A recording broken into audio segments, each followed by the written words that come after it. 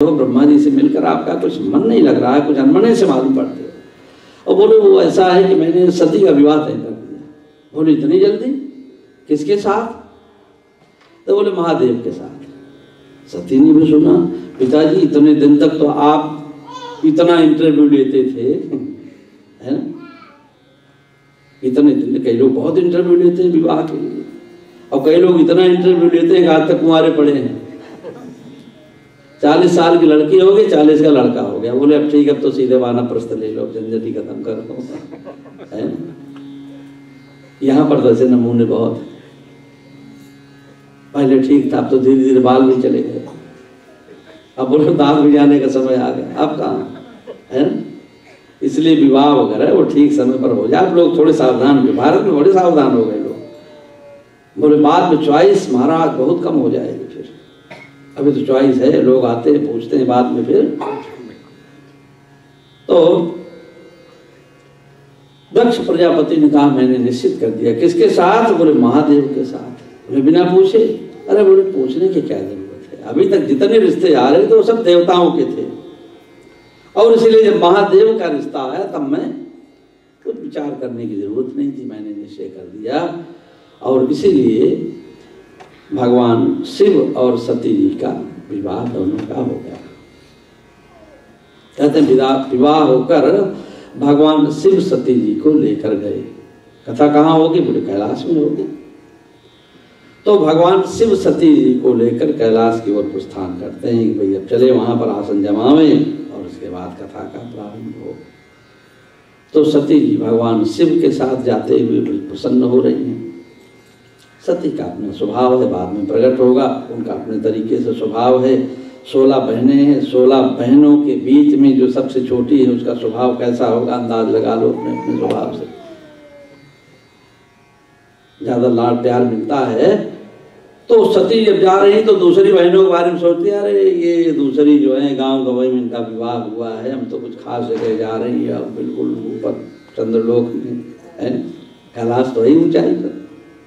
तो उनके मन में ऐसे भी बड़ी प्रसन्न है, बड़ी खुश है। इस बात से नहीं खुश है कहाँ जा रहे हैं, इस बात से औरों से हम ऊपर हैं।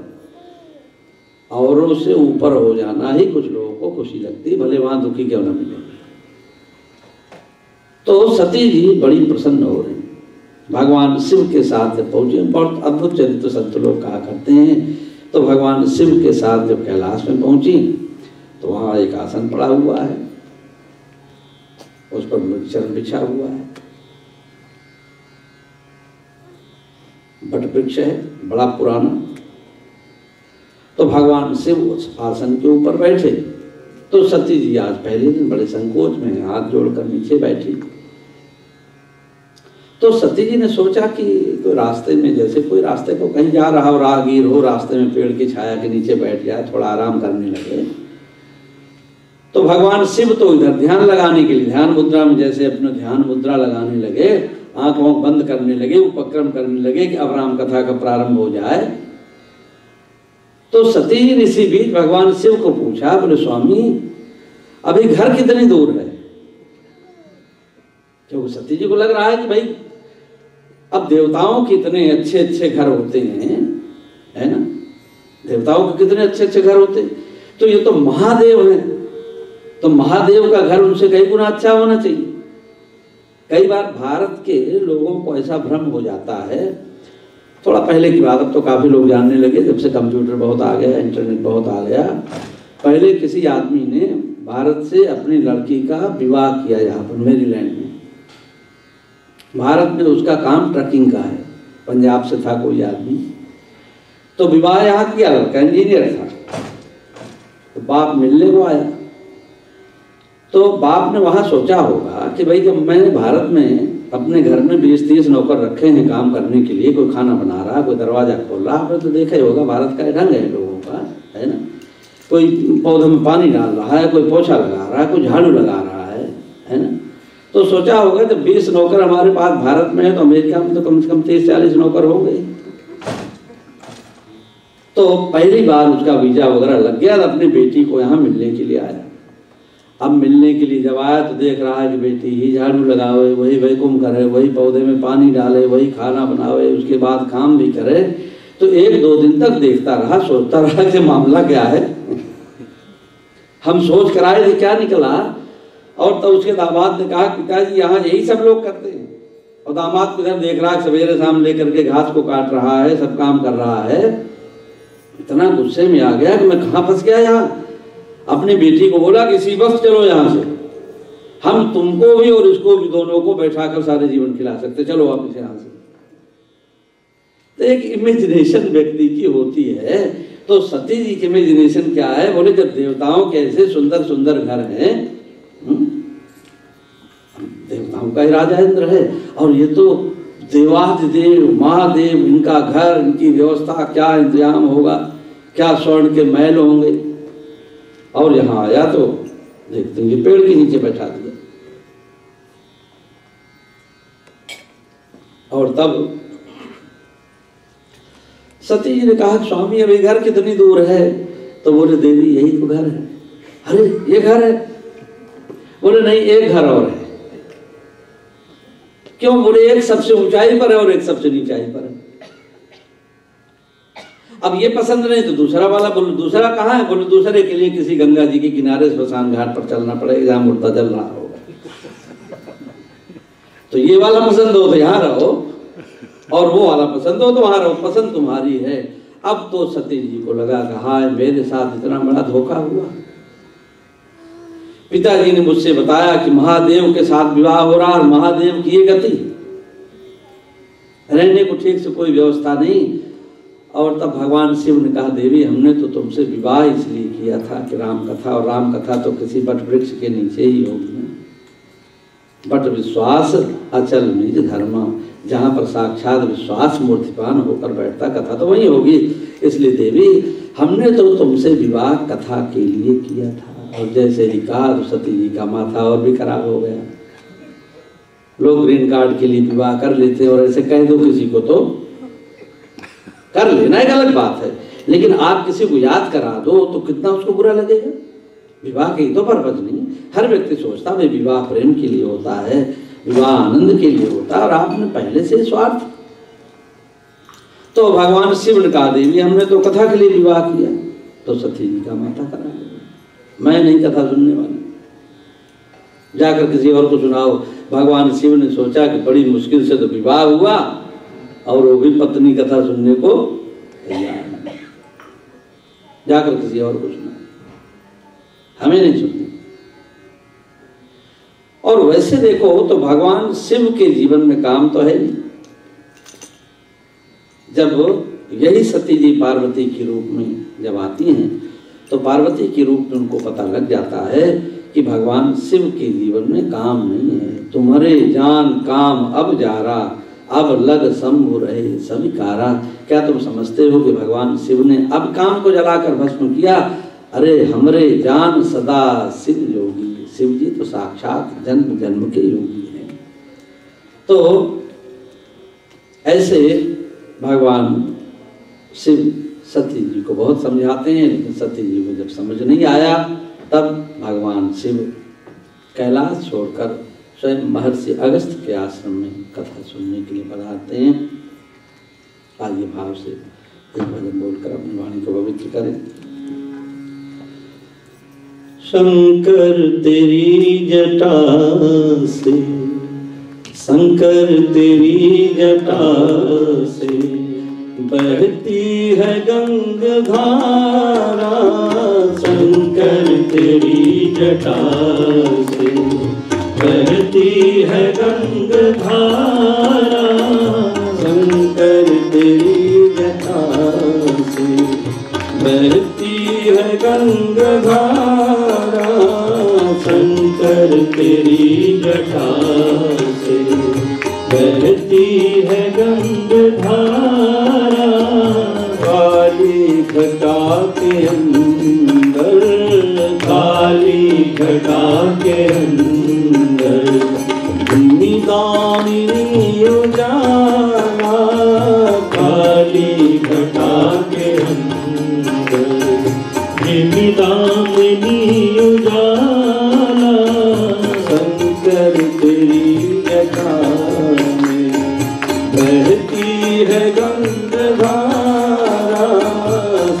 शंकर तेरी जटा से बहती है गंगाधारा।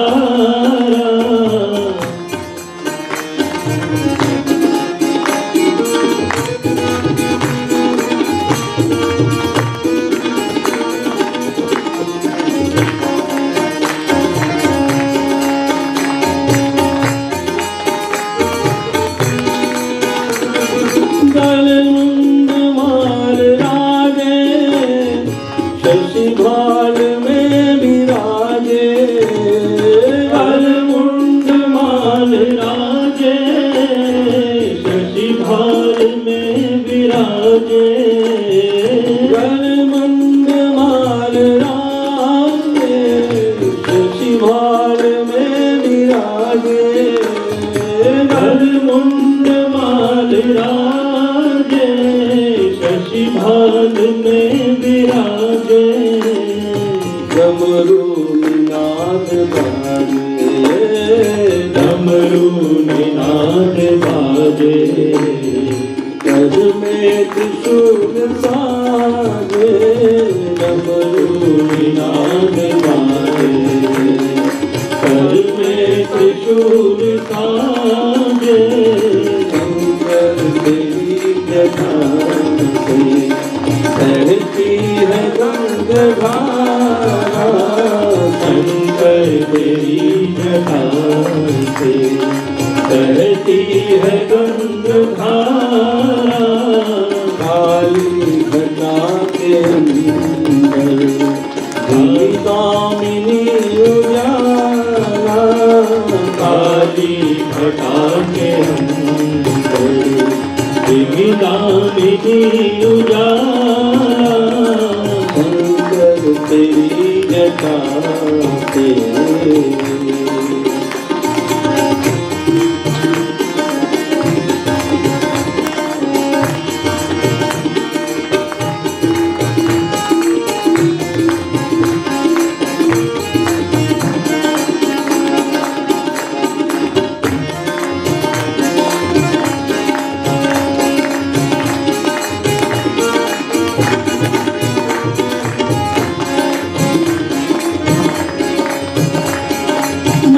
चरण बसन धारी, इस राज पे सवारी।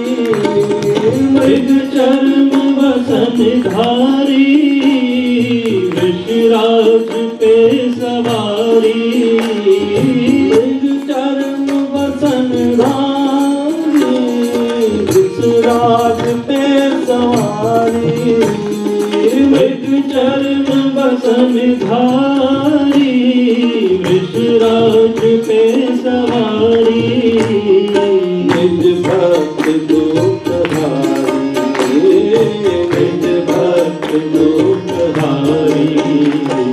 कैलाश के बिहारी, निज भक्त दुखधारी। कैलाश के बिहारी। तेरी जटा से बहती है गंगाधारा। शंकर तेरी जटा से बहती है गंगाधारा। काली घटा के अंदर, काली घटा के अंदर दामिनी उजाला। काली घटा के अंदर दामिनी उजाला। शंकर तेरी जटा से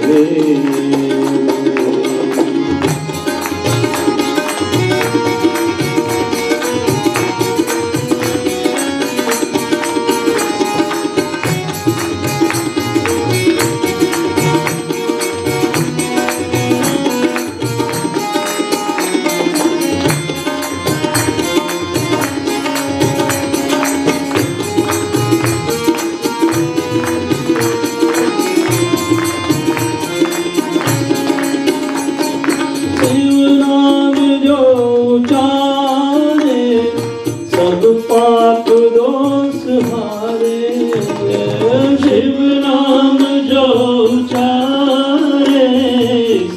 पाप दोष हारे।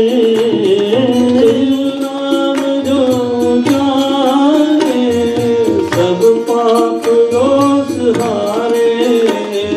शिव नाम जो उचारे सब पाप दोष हारे। ब्रह्मानंद नाम सारे, ब्रह्मानंद नाम सारे सब पाप दोष हारे। ब्रह्मानंद नाम सारे सब पाप दोष हारे। शंकर तेरी जटा से बहती है गंगाधारा। शंकर तेरी जटा से बहती है गंगाधारा। काली घटा के अंदर, काली घटा के अंदर कामिनी उजाला। काली घटा के अंदर दामिनी उजाला। शंकर तेरी जटा से बहती है गंगाधारा। शंकर तेरी जटा से बहती है गंगाधारा। काली घटा के अंदर दामिनी उजाला। काली घटा के अंदर दामिनी उजाला। तेरी जटा से बहती है गंगाधारा। शंकर तेरी जटा से बहती है गंगाधारा। शंकर तेरी जटा से बहती है गंगाधारा। बहती है गंगाधारा। बहती है गंगाधारा।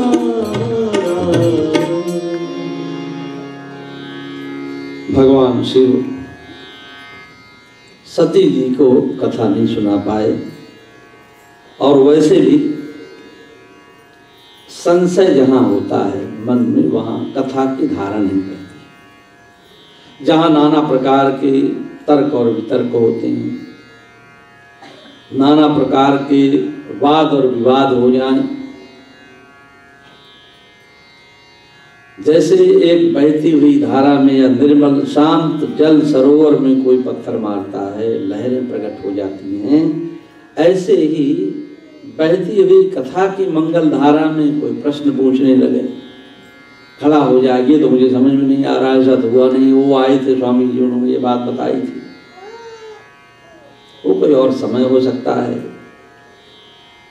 कोई और जगह हो सकती है, लेकिन जब कथा की धारा बह रही हो तो धारा में अवरोध उत्पन्न नहीं होना चाहिए। तो सती जी कौन है? बोले जहां संशय है। हमने आपको बड़े संक्षेप उन बातों को रखा कि शिव जी के लिए संशय के रहते कथा कह पाना बड़ा मुश्किल है, और सती जी के मन में संशय, और इसीलिए जब कथा प्रारंभ होती है तो महर्षि याज्ञवल्क्य भरद्वाज को कहते हैं, भरद्वाज जो संशय आज तुम्हारे मन में उठ रहा है, एक दिन ऐसा ही संशय सती जी के मन में उठा था। ऐसे ही संशय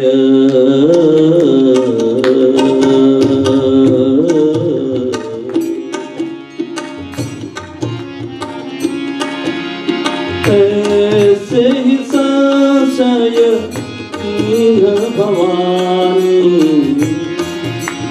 महादेव तब कहा बतानी, महादेव तब कहा बतानी।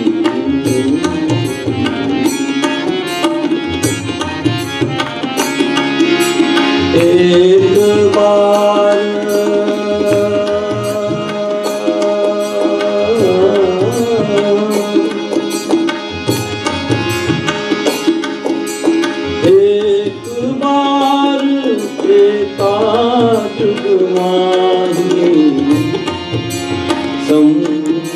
गए कुंभर ऋषि पानी।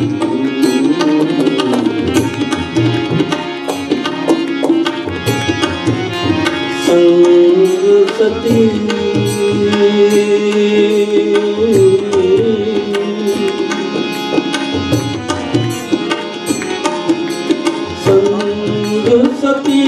जग जननी भवानी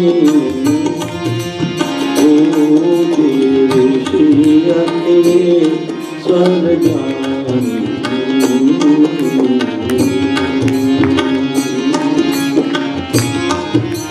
राम कथा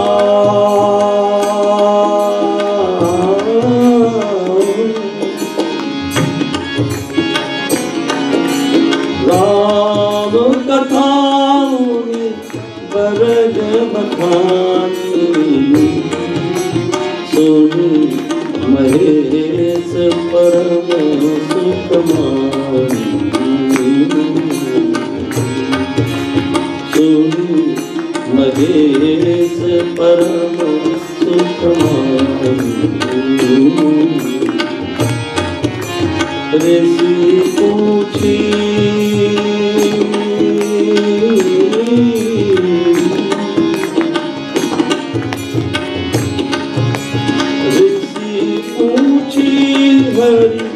भगति सुहाई कहीं शंभो अधिकारी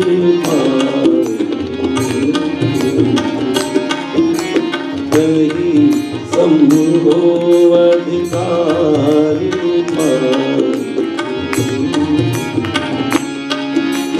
कहीं शंभो अधिकारी।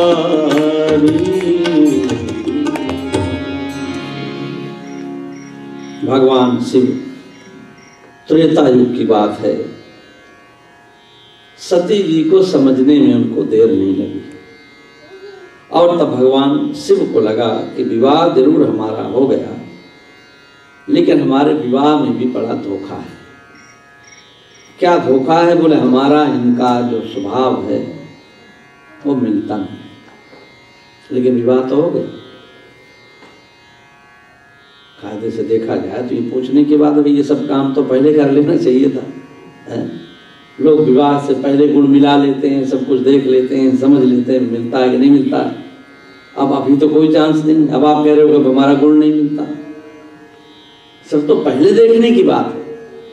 तो अब क्या हो सकता है? एक समाधान के रूप में आप देखो, क्योंकि श्री राम कथा तो एक आप कहानी के रूप में देखते हो, भक्ति के रूप में है, पुण्य के लिए है, विचार के लिए है और लाइफ में एप्लीकेशन के लिए। तो जब हो गया तो अब क्या हो सकता है? अब भगवान शिव जैसे तांत्रिक सम्राट के साथ इतना बड़ा धोखा हो गया। अब भगवान शिव कहते हैं भाई विचार तो हमारा इनका नहीं मिल रहा है, तो फिर क्या किया जाए? तो बोले एक जगह है जहां अगर दोनों साथ बैठे कुछ दिन तक तो विचार धीरे धीरे मिलने लगे, एडजस्टमेंट हो सकता है। एक समझ जहां से जीवन को जीने की आ जाती है। तो कौन सी जगह है? बोले वो है श्री राम कथा। श्री राम के चरित्र को सुनो। भगवान शिव ने विचार किया, जब चलेंगे कोई बात नहीं, नहीं मिलता गुण कोई बात नहीं, नहीं दिखाया किसी ज्योतिषी को, नहीं पूछा किसी एस्ट्रोलॉजर को, कोई बात नहीं, लेकिन जो हुआ सो हुआ। अब जो है उसको तो सुधारा जाए। तो कहां से सुधरेगा?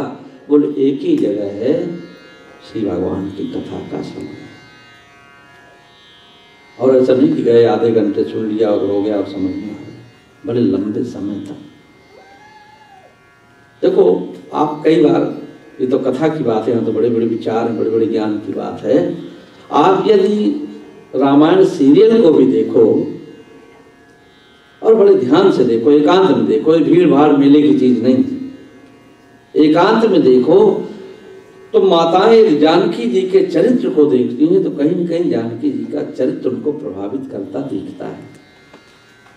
और पुरुष लोग श्री राम के चरित्र को देखते हैं तो उनकी मानवीय संवेदनाओं को देखकर आपका भी दिल कहीं न कहीं जो पत्थर बना हुआ है वो पिघलता है। तो इसलिए श्री राम कथा तो हमारे जीवन की एप्लीकेशन है। तो भगवान शिव ने विचार किया कि यदि हम दोनों लोग चलें और दोनों लोग सुन करके श्री राम कथा का श्रवण करें तो धीरे धीरे हमारा एडजस्टमेंट बन जाए, बात बन जाएगी। लेकिन प्रश्न ये है कि बीमारी है तो दवाई तो लेनी पड़ेगी, बिना दवाई की बीमारी कैसे दूर होगी। तो इसलिए भगवान शिव के जीवन में श्री राम कथा बहुत बड़ी दवाई है। गोस्वामी तुलसीदास जी इसी बात को कहते हैं। भगवान शिव भगवती उमा को कहती, उमा कहूं मैं अनुभव अपना, बिन हरि भगति जगत सब सपना। ये मेरा अनुभव। तो बोले कितने दिन का अनुभव है? हमको खुद ही पता नहीं कि मैं कितने दिन का है। आप किसी कंपनी में जाते हो, किसी जॉब के लिए जाते हो, पूछा जाता है कितने दिन का एक्सपीरियंस है, तो आप बताते हो 10 साल 20 साल 25 साल। भगवान शिव से कोई पूछेगा आप इस सत्य को कहते हो कितने दिन का अनुभव है? बोले भाई मुझे भी पता नहीं। हाँ इतना पता है कि श्री राम के आने से पहले, उनके जन्म से पहले महाराज दशरथ जब शपथ लेकर कोई बात कहते थे अयोध्या में, तो ये कहते थे कि मैं शिव की शपथ लेकर ये बात कह रहा हूं। तो श्री राम के जन्म से पहले जिसके नाम की शपथ ली जाती हो और वो कह रहा है कि मेरा अनुभव है, तो श्री भगवान शिव का कितना पुराना अनुभव होगा।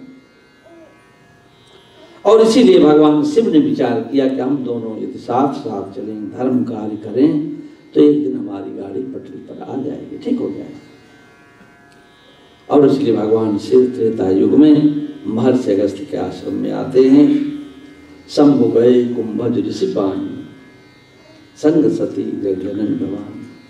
साक्षात जगन माता साथ में हैं, भगवान शिव की अर्धांगिनी हैं, इसलिए महर्षि अगस्त्य उनका सम्मान करते हैं, अभिनंदन करते हैं, स्वागत करते हैं, वंदन भी करते हैं। अब सती जी का अपना सोचने का ढंग है। जिस वातावरण में, जिस परिवार में, जिस परिवेश में हम पलते हैं, उसी तरह से हम सोचते हैं। प्राय हमारी सोच वही होती है।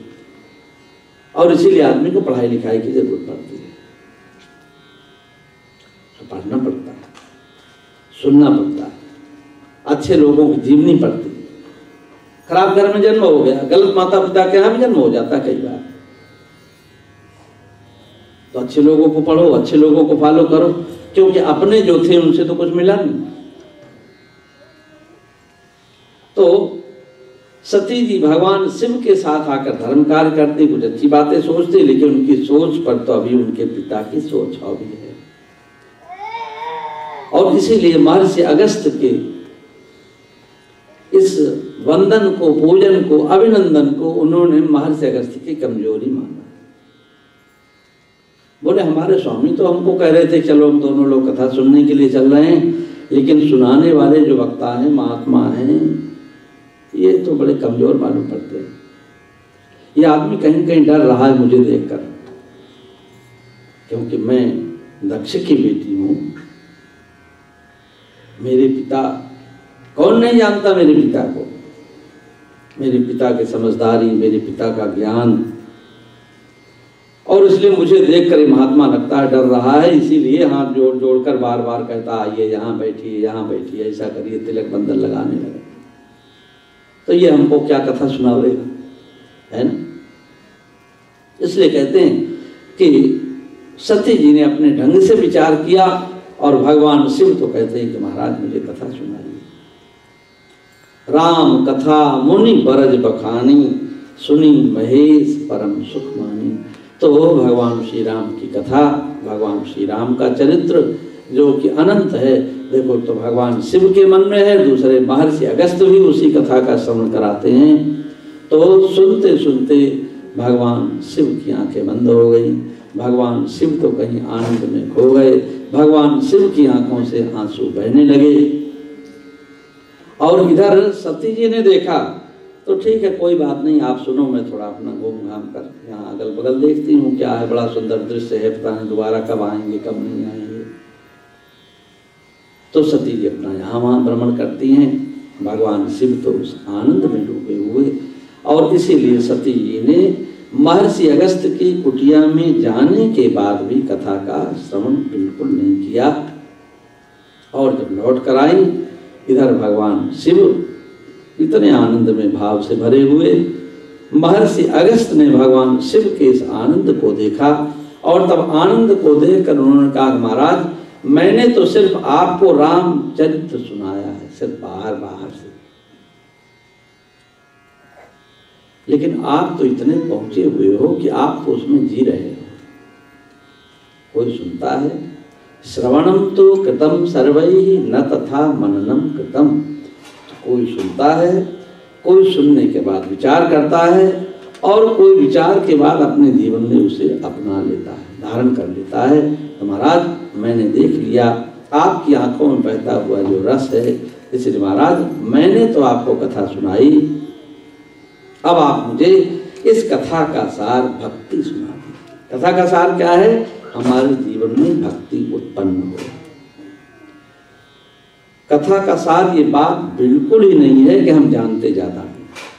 ठीक है, जानो अच्छी बात है, बहुत जानकारी हो जाए, बड़े ग्रंथ हैं, बहुत सारी कथाएं हैं, हरि अनंता हरि कथा अनंता, लेकिन कथा का सार यह है कि सुनते सुनते श्री भगवान हमारे बिल्कुल नजदीक हो जाए, श्री भरत की भावना हमें पैदा हो जाए, महाराज दशरथ की तरह जीवन का वियोग हम में पैदा हो जाए। महाराज दशरथ ने श्री राम के वियोग में प्राण त्याग दिया, या कि फिर मैया कौशल्या की जैसी सेवा हमारे अंदर पैदा हो जाए। भगति बस कौशल्या की गोद, मैया कौशल्या की तरह लाड़ प्यार करना श्री भगवान को हमें आ जाए। कोई न कोई भावना, कोई न कोई संबंध, कोई न कोई रिलेशन हमारा श्री भगवान के साथ स्थापित हो, यह उस कथा का तात्पर्य मतलब है। आइए भाव से एक भजन बोलकर अपनी वाणी को कृतार्थ करते हैं, सभी लोग भाव से बोलें। राघव ललन तेरे कोमल चरण, कहीं कंकड़िया गड़ी नहीं जा। राघव ललन तेरे कोमल चरण, कहीं कंकड़िया गड़ी नहीं जा। राघव ललन तेरे कोमल चरण, कहीं कंकड़िया गड़ी नहीं जा।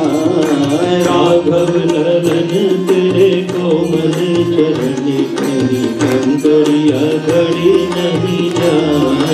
राघव ललन तेरे कोमल चरण, कहीं कंकड़िया गड़ी नहीं जा। राघव ललन तेरे कोमल चरण, कहीं कंकड़िया गड़ी नहीं